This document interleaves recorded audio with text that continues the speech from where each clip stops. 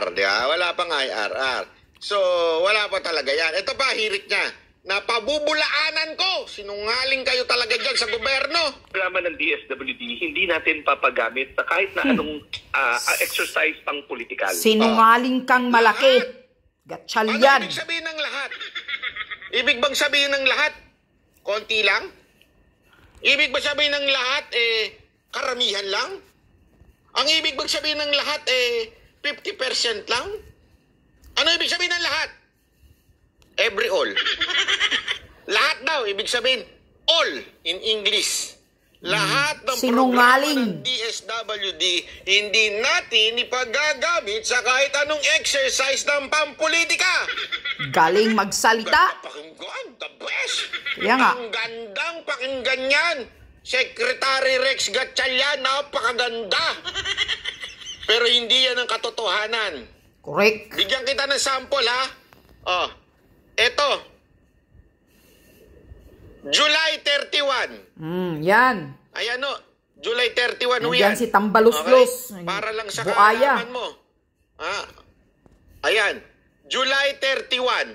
Dinoble check ko din yan. Lumabas din yan sa ano ng press release ng Congress. Oh, namigay. Sino? Tingnan mo naman, kakamay na lang, hindi pa nakatingin sa mukha. Halatang plastic. Si House Speaker Romualdez at yung kanyang asawang tingok ay asawa niya ay sumasali-sali. Party list. Oh, anong pinamigay? Sige nga. DSWD. DSWD. Ano yan? Rex Gatchalian. July 31. Ano pa? November 5, 2023. Yan. Speaker Romualdez, DSWD pinangunahan ng pamamahagi ng food rice assistance sa may 335,000 na pamilya. Sinungaling ka, Gatchalian ka, DSWD. Speaker Romualdez and DSWD na naman. Sa 335. Oh, ano ang sinasabi mong hindi mo ginagamit pang politika yan? Secretary Gatchalian. In the first place, ano ang papel ng isang kongresista sa pamimigay ninyo? Tama. Nakita mo yan sa panahon ni Pangulong Duterte? Pwede pa kung presidente. I would accept that. Bakit? Sino ba pinuno ng DSWD? Secretary. Sino bang pinuno ng secretary ng DSWD? Yung presidente. Executive branch yan eh. Bakit napunta dyan sa Kamara? Punta itong diba? hinayupak na November Tambaluslos. 5, 2023. Yung kanina, ano yon? July 31, 2023. Banat bay, di mo ba alam? Nakaka-appoint lang ni Gatchalian? Kailan siya na-appoint?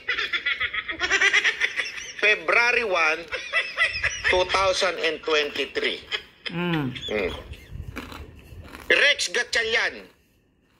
Ang tawag sa'yo, sungaling. Sinungaling! Yan ang totoo. Double standard. Hipokrito. Mali-mali. Sasabihin mo, hindi ginamit sa politika. Ay, ano to? Ano yan? Oh, ano to? Pinagluloko mo kami? Sorry ka, hindi akong katulad ng vlogger na walang, sabi ng puting ahas ko, ganun. Walang ganun sa akin dito, hindi puting ahas sa pinanggagalingan natin. Sa balita tayo kumukuha. Sabi mo yan eh. Oh, kaya nga pinapatunayan ko sa inyo, ayan oh. Diba? Pinapatunayan ko sa inyo. In-appoint siya February. July pa lang, umiepal na tong tambaluslos na to sa DSWD. Oh, ayan, July pa lang. Tapos ito, November. Umiepal na naman. Teteng Undag, marami salamat po. Umaga na, pinapa-high blood nyo pa ako eh. Oh. Boss, di daw kasi politics yan, kung hindi business sa kanila yan. Naku po.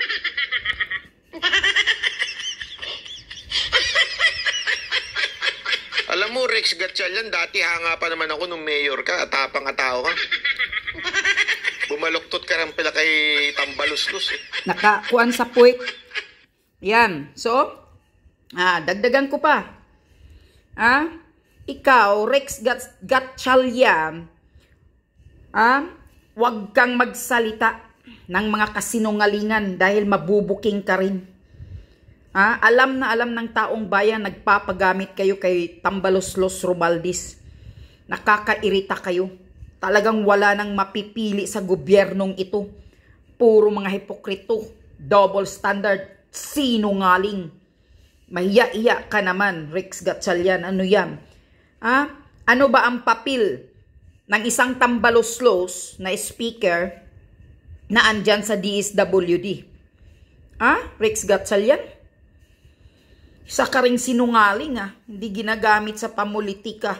Ano yan? Ebidensya, booking ka rin. Kapal ng mukha talaga ninyo. Wala na talagang mapipili na gobyerno. Puro